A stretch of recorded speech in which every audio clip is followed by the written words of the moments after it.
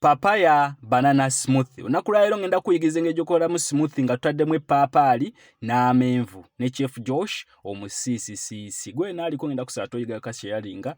Then wobanga video eno oligira togiyitako buyisi gikwata ogirayikinge. Omanyiza ogirayikinga bwe guba nga mulundi gwo ogusoose ku channel eno kwata osubscribinge n'akadde okatandikeko ono so kubanga ofuna recipe za buli kanako.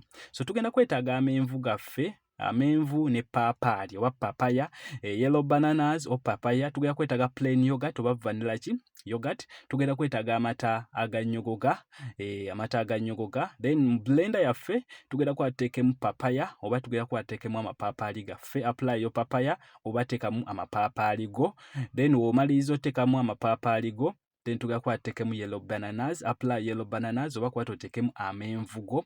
Bumaliriza ze Chef Josh Omusiisisiisi kwata otekemu yogurt, osokozesa plain yogurt oba vanilla yogurt ekimu ku kyo. Nomaliza okuteekamu yogurt, then tugenda kwata tuteke you apply what's enough, yogurt you apply what's enough. Then ogenda kwata otekemu amata aganyogoga.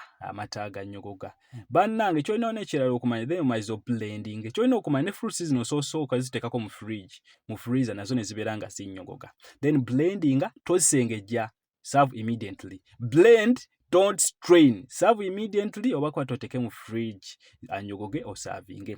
Nze Chef Josh Omusiisisiisi Super Kitchen School tulocated Kayempe Kiroko Tularo to training ku Rebecca barista and pastries mu short courses mwezi gumyezi emyezi 3 tulina advanced certificate ya myaka 2 tuli free register ne ministry tukola 100% practical hands on. Lwayo tubadde tuyigenge gibakolamu papaya banana juice oba juice smoothie, smoothie alimu papaali n'amenvu. See you.